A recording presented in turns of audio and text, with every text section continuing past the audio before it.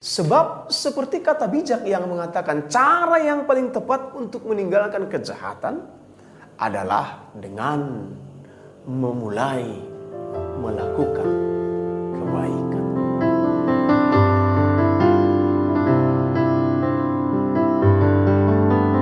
Horas, shalom Bapak Ibu, senang sekali kita kembali dipertemukan oleh firman Tuhan.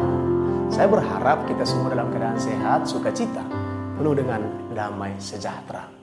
Sebelum kita mendengarkan firman Tuhan, mari kita tundukkan hati kita serahkan hati kita dalam tuntunan Tuhan. Damai sejahtera Allah yang melampaui segala akal dan pikiran, itulah yang memelihara hati dan pikiranmu dalam Kristus Yesus Tuhan kita. Amin.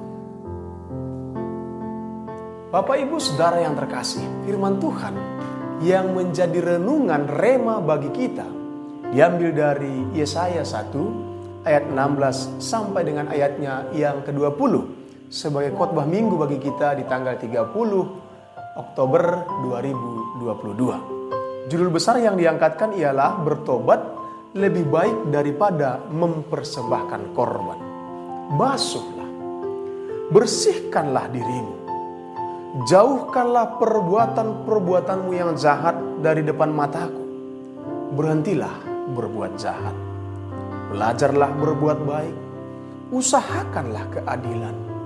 Kendalikanlah orang kejam. Belalah hak anak-anak yatim. Perjuangkanlah perkara janda-janda. Marilah, baiklah kita berperkara firman Tuhan. Sekalipun dosamu merah seperti kirmizi, akan menjadi putih seperti salju. Sekalipun berwarna merah seperti kain kesumba, akan menjadi putih seperti bulu domba. Jika kamu menurut dan mau mendengar, maka kamu akan memakan hasil baik dari negeri itu. Tetapi jika kamu melawan dan memberontak, maka kamu akan dimakan oleh pedang. Sungguh Tuhan yang mengucapkannya. Saudara yang terkasih, apa yang dimaksud dengan pertobatan? Secara sederhana kita bisa mengartikan bahwa pertobatan ialah berbalik 180 derajat dari kehidupan yang lama kepada kehidupan yang baru. Kalau dulunya hidupnya menghadap ke sebelah barat, sekarang menghadap ke sebelah timur. Kalau dulunya menghadap ke sebelah utara, sekarang menghadap ke sebelah selatan. Kalau dulunya hidupnya dalam keadaan gelap, maka setelah bertobat, hidupnya akan beralih ke dalam keadaan yang terang. Pertobatan merupakan salah satu usaha wajib untuk merespon pengampunan yang datangnya dari Allah. Maka seruan itulah yang ditekankan oleh firman Tuhan sebagai seruan untuk bertobat dan memperbaharui diri. Atau pertobatan bukan hanya berhenti dari melakukan perbuatan yang jahat, melainkan juga belajar untuk memulai melakukan perbuatan yang baik. Itu yang ditekankan pertama sekali oleh nats firman Tuhan ini. Dosa telah membuat umat Allah yang suci menjadi kotor, menjadi najis, dan menjadi tidak layak di hadapan Allah. Sehingga hubungan antara Allah dan manusia karena dosa menjadi rusak. Saudara yang terkasih, hubungan yang rusak seyogianya membutuhkan rekonsiliasi atau perdamaian. Maka untuk itulah Allah memberikan pengampunan. Pengampunan diberikan Allah kepada manusia atas dosa-dosa yang dilakukan oleh manusia itu. Sekali lagi, saudara yang terkasih, rekonsiliasi, perdamaian membutuhkan pengampunan. Pengampunan membutuhkan pengakuan. Pengakuan akan kesalahan pengakuan akan dosa-dosa, pengakuan akan kesalahan itulah yang membutuhkan perlakuan. Sebagaimana yang dikatakan dalam nats firman Tuhan ini. Di ayat yang ke-16 dikatakan, basuhlah, bersihkanlah dirimu, jauhkanlah dirimu dari perbuatan-perbuatan jahat, berhentilah berbuat jahat.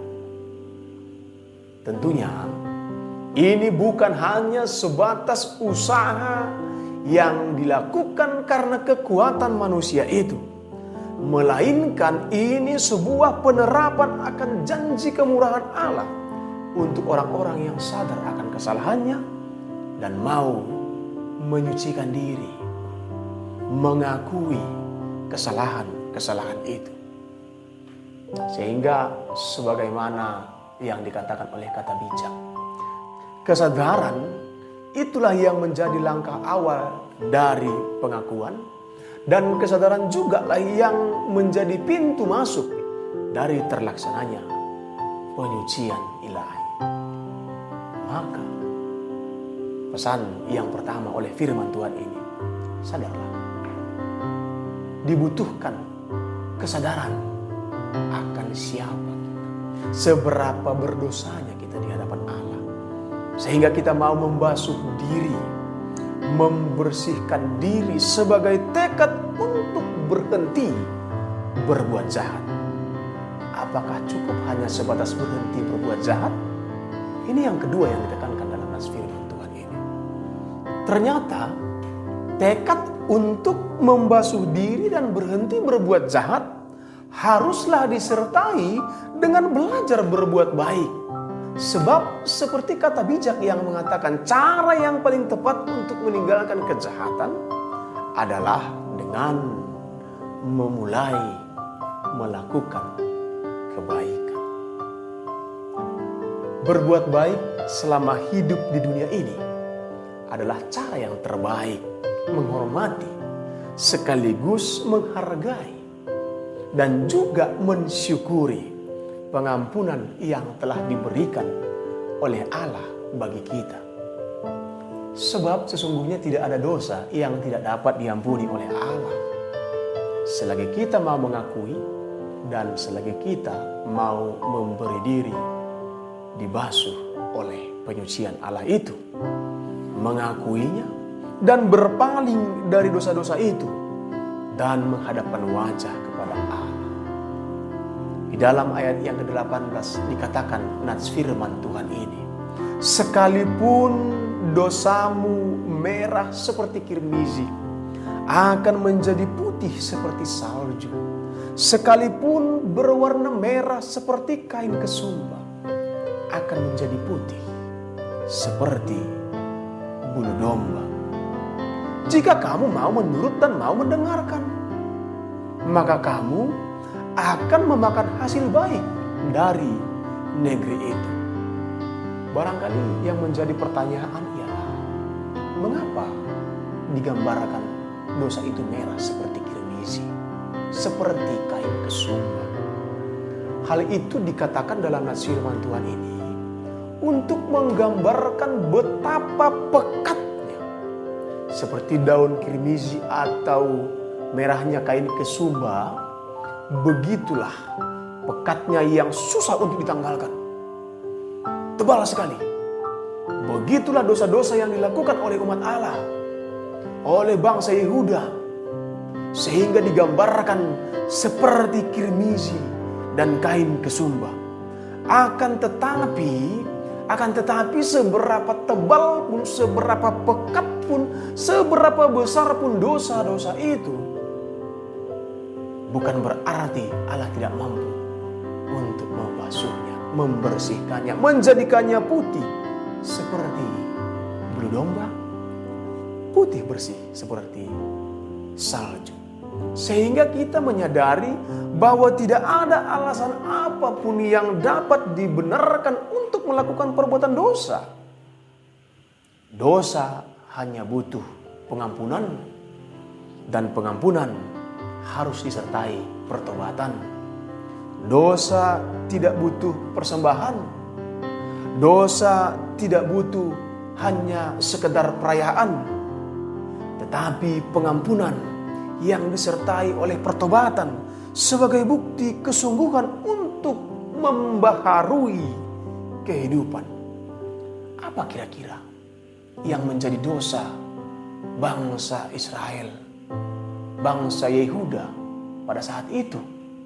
Sehingga Allah menggambarkannya seperti kirmizi, seperti kain kesumba.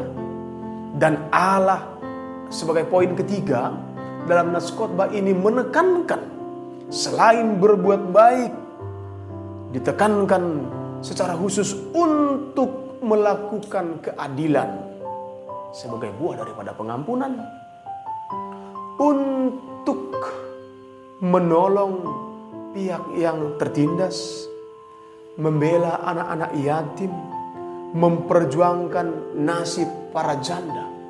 Ternyata Bapak, Ibu, Saudara yang terkasih, dosa yang dilakukan bangsa itu sungguh sangat besar.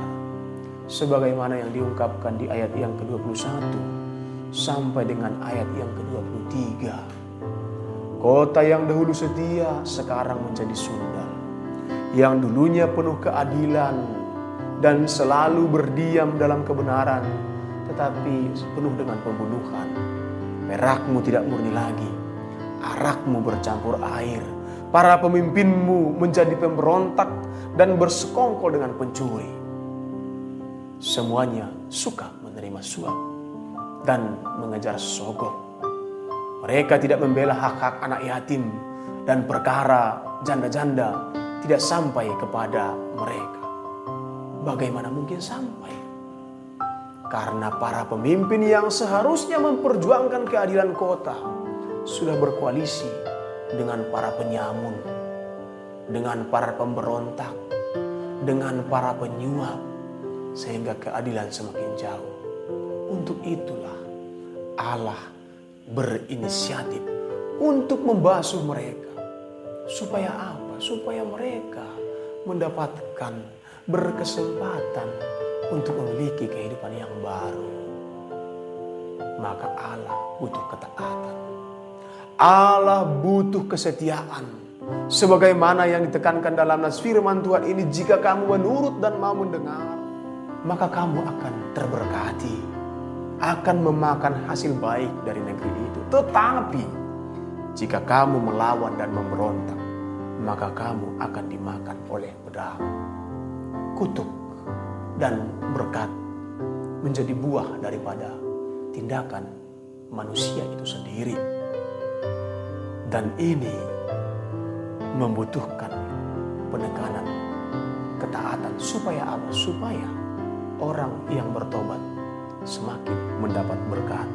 Tindakan membela kebenaran dan menolong orang tertindas bukanlah tindakan yang didasari unsur-unsur politis, unsur-unsur ekonomis, maupun pencitraan semata. Melainkan sebuah tindakan yang mendapatkan penekanan dari Allah untuk dilakukan segera sebagai buah daripada pengampunan yang Allah sudah berikan kepada umat manusia. Saudara yang terkasih, kalau kepada iklan pasta gigi saja kita percaya bahwa Ia mampu untuk memutihkan gigi kita, bagaimana lagi dengan janji Allah yang mampu memutihkan hidup kita, membersihkan diri kita, membasuh dari dosa-dosa kita, sehingga sekalipun merah seperti kirmizi akan menjadi putih seperti salju. Sekalipun merah seperti kain kesumba akan menjadi putih seperti bulu domba. Allah tidak meninggalkan kita. Jangan ragu. Seberapa berdosa pun kita sekarang, mari mengaku. Datanglah kepada Allah, maka Ia akan menyucikan kita, menyambut kita, dan mengampuni kita, melayakkan kita untuk menjadi anak-anak-Nya yang dikasihi. Tuhan Yesus memberkati kita semua. Horas. Terima kasih ya Tuhan untuk firman Tuhan yang telah kami dengarkan. Mampukan kami untuk memperlakukannya dalam kehidupan kami sehari-hari. Dalam nama Yesus kami